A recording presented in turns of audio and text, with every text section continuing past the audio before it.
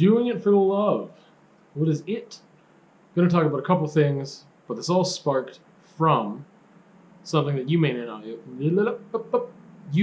know yet, because it is in the vlog coming up that hasn't dropped yet, but it has to do with work. That's what kind of sparked this whole thing, was that I have been applying for teaching positions, and there was one that I interviewed for that I thought the interview went incredibly well, and just kind of, it was exactly what I wanted. It was what I'm really passionate about. I thought it was a really great fit, and I didn't end up getting that job, and I started spiraling because it just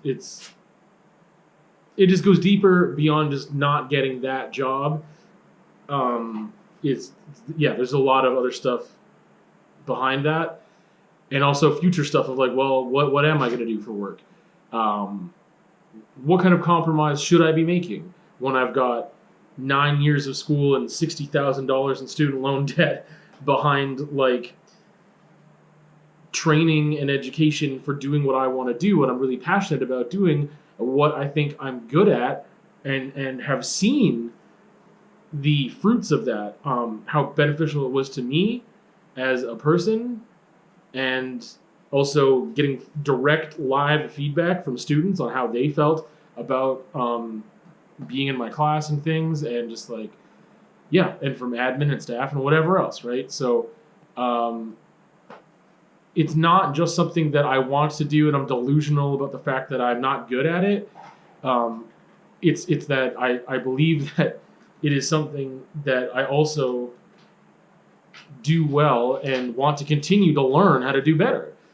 Anyway, and I was just thinking about this, man, like, why is it so crazy that I want to do something I'm passionate about, right? Why is it so crazy that I want to sustain my life? I want to make ends meet by doing something that I'm passionate about. It is still work. It's a lot less work for me it feels like less work. It doesn't take as much of an emotional or mental toll on me to do something that I'm passionate about.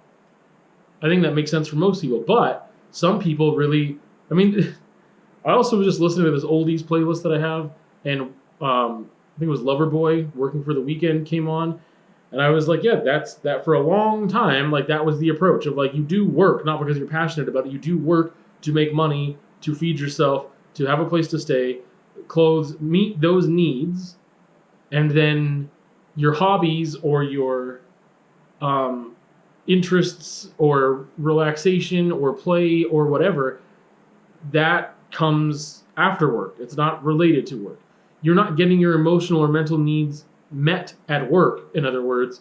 You're only getting them met in downtime. But there's this cycle, and again, everyone's different, but like, I would need more emotional, mental needs met if I'm not getting them met at work. I would need more time outside of work just to, like, cope with work. If I am working doing something that I don't love, it takes a toll on me, and that's just how I am. Some people can just get through doing what they do. They just do it. They clock in, they clock out, and it's going through the motions, and I don't want to do that. I think part of this also has to do with that romantic notion, in the sense of, like, the art movement of romanticism, of just like, yeah, I want more out of life. I want to do things I'm passionate about. I want to experience love as much as I can. I want to have art in my life in many different ways, with conversations and at work and with friends and whatever. I want to live and breathe those things. I want a certain quality of life, right? And I think that for so long, some people, it was just the standard that, yeah, you do this job you hate, you clock in, you clock out, and then you try to do the things you love outside of that. But again, it can create this really negative cycle that work in itself is impacting you so much that you need more time to get away from work, and you can't maybe put that into your passions and do your woodworking on the side or your art or whatever it is. You also have, like, you want to keep up relationships with your family and friends, and, like, there's not enough time, right? But for me, I also just found, like, when I was teaching art, I didn't, when I had a full-time contract teaching art, I didn't have as much time to get to the studio. It's not a job where you clock in and out. It's like being on call in a certain way and just how you want to manage your time. But it's not just within school hours. It's a lot of work. But I was happy doing that work. I got a lot back from doing that work. It fed me. It didn't drain me. Like I learned a lot, and just it was really beneficial for me as a person. I found also that I didn't need to get to the studio to create as much because I was having creative and artistic conversations with students. And that fed some of my need. That it wasn't all just about creating. When am I going to go to the studio and paint? When am I going to paint? I don't have time to paint. I had a lot less time to do that, but I didn't need to as much because I was having those conversations and learning things in the classroom with students. So anyway, going back, I just don't, it's one of those weird things that like, my mentality and culturally with age and this era that I've grown up in is like tells me, or I've been taught or conditioned or whatever, that I should be able to do something that I love to maintain my life. Some people, even though they are my age and grew up in the same era, maybe slightly different family culture or community culture, that they're like, no, you just whatever. You pick a trade, you just do it. It doesn't matter if you like it or not. You make money, and then you go fishing on the weekend, and that's it. I need more than that. I just do. And I'm at a point in my life where just like I have done so much work to get to a place where I'm still not. I'm not where I want to be, and I have put in so much work. And I don't want to go down that rabbit hole, but like I just think again with things like it's interesting that not even 100 years ago, in the same place, like just like being in Southern Alberta, Canada, like that culture was so different with like marriage and work were those two things I was thinking about. Was that you pick a life partner or you pick a spouse, and it's not about love. It wasn't about love. It was about you just need to start a family. This is what people do. It's like going through the motions. You that's what you do. And you're doing it because everyone else does it, which is a stupid reason to do anything. It's that whole thing of peer pressure and tradition for tradition's sake, which is peer pressure from dead people.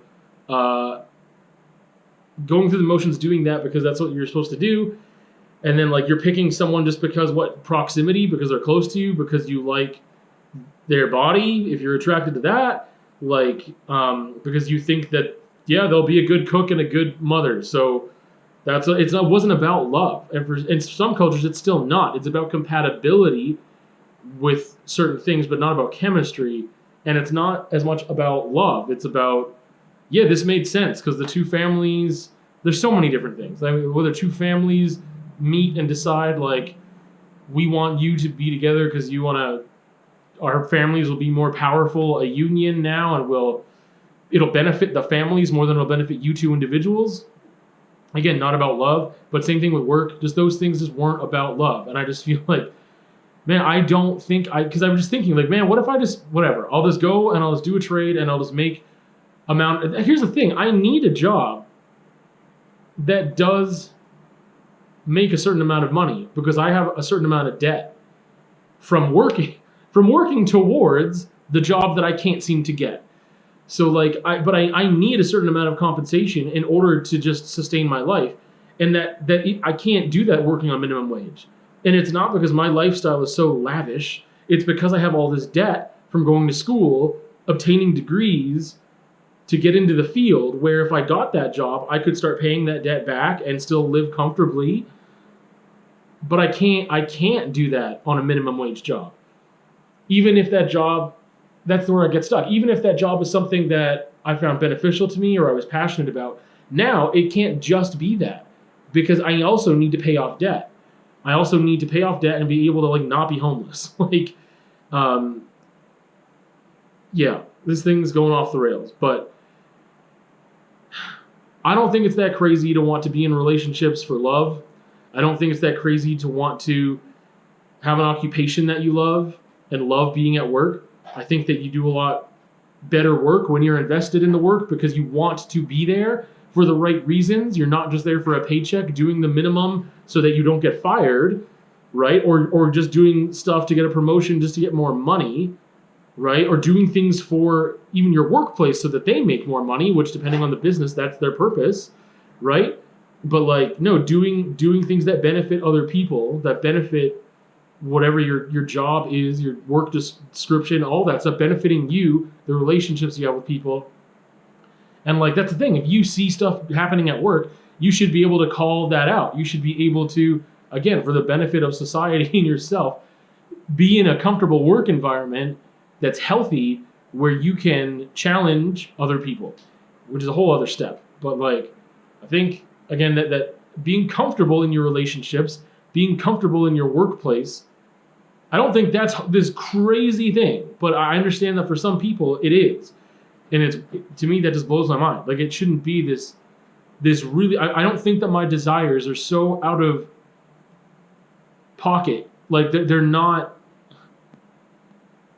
extreme desires that you just want it all. You just want more than you can have, and you just, well, then again, they're proving me right or proving me wrong or whatever. Like, I am wanting more than I can have because I can't seem to get that thing, which I think is a noble pursuit, and I'm not able to achieve that.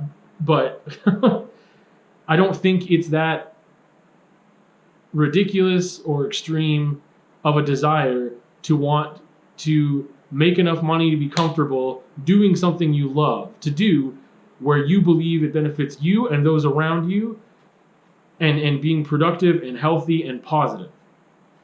Because it doesn't benefit me or anyone around me or my community for me to work in a job that I hate, that I can't contribute properly, positively in my community and culture, because I'm so busy recovering from the mental and emotional taxation that comes along with doing a job I hate just to maintain my life with food, clothing, and shelter.